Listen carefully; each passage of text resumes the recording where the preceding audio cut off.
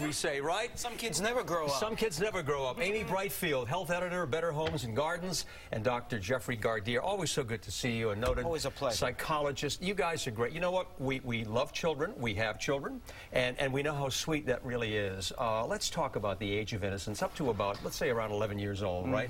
Why? Exactly. And I'll ask you, but why is that age so important? That innocence?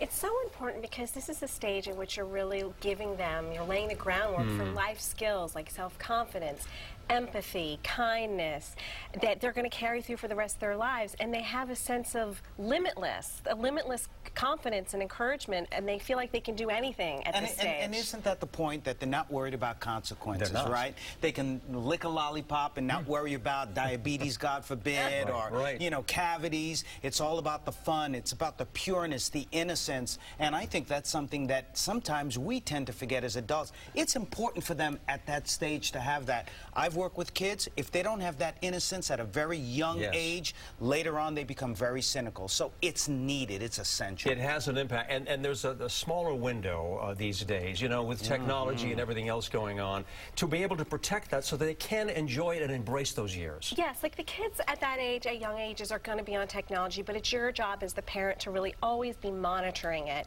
And it's not invading their privacy or independence, that you always have to be on it and be honest with them about why you're doing that, and say that this video game is too violent, this music sounds too violent, these people are screaming on this show. So you always have to be on and protecting them from that. And Jeffrey, they're comfortable with that because you're the parent. I mean, That's right. And they like that. I mean, That's right. We're the heroes. That's right, and we're being the role models by showing them what's really important. I agree with you. But as part of that, also dress it up and keep the innocence there, because there are a lot of great games for kids. You don't have to give them something that is all about sci-fi. There are things for counting and early academics, things that are fun, that we used to enjoy in school. We can give those to our children. And Amy, what an impact this has even later in life. We mentioned this before. It does carry through, doesn't it? Yes, I mean, kids, if they have a good sense of themselves, a good sense of the community around them, that they feel like they have a good support system, that you almost maintain that innocence even longer because they feel protected by the environment and their parents. Ernie, you know why there are some adults who don't remember their innocence?